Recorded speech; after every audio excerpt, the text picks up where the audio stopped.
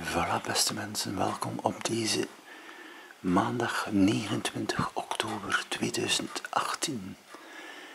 Momenteel 5 voor 7, 3 graden buiten.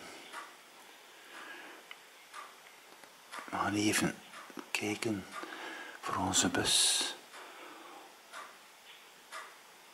Die is over 30 minuten.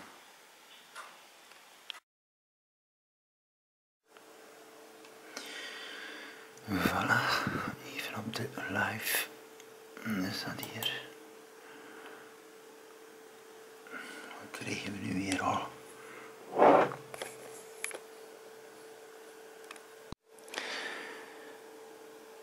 Voorwaardendorp. Geen geplande ritten in de komende 3 uur. Ja, wat is dan weer voor iets?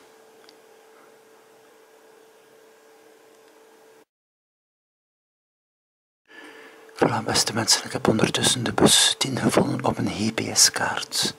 Die komt aan de andere kant, dus de andere richting naar Terneuzen. Momenteel al 7 minuten en een half te laat. Voilà, beste mensen, de bus is terug te laat. Dus de enige optie is vlug de fiets te nemen. Het is amper 3 graden. Zorg dat je goede handschoenen bij hebt, dus ik raad iedereen aan om zijn fiets te nemen waar dat mogelijk is. En ja, er wordt geen gehoor gegeven. We hebben 2 bussen nodig per uur. We hebben bussen nodig die op tijd komen. Er is maar een overstap mogelijk van 10 minuten. Als men naar Zan komt, als de bus 10-15 minuten te laat is, is de overstap weg. Moet men een uur wachten of 2 uur. Dat is absoluut niet te doen.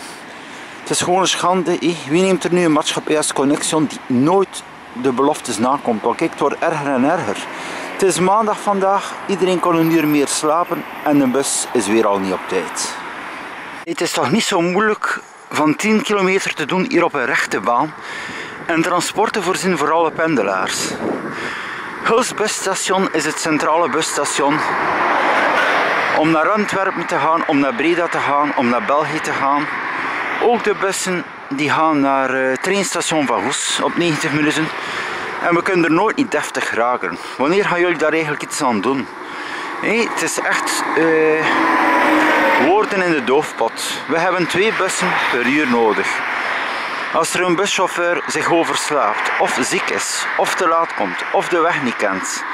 Nee, want zoals u het zegt, men moet overmacht aanvaarden. Men is het gewoon zat.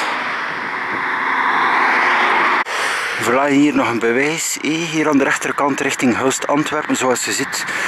De baan is wel druk verkeer, maar het is ook niet zo dat er files zijn of zo, of enige excuses dat de bus weer al te laat moet komen. Dat zijn allemaal dikke zevers.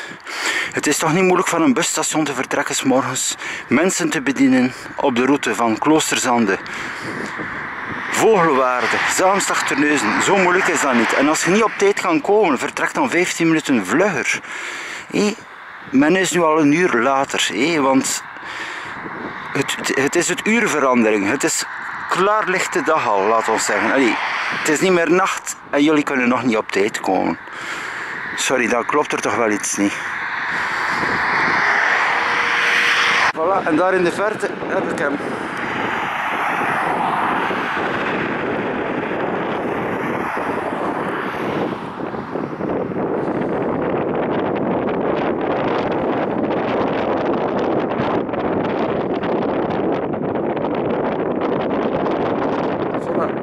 De bus 10.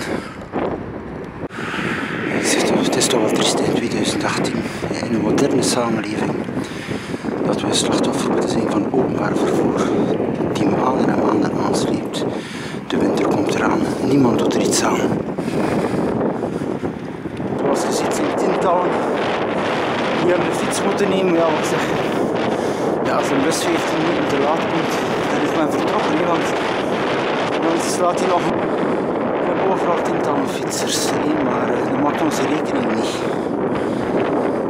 We betalen voor iets en krijgen geen dienstverlening. Voilà, aankomst in Hulst, dus de stad die niet met het openbaar vervoer bereikbaar is. Tenminste op tijd.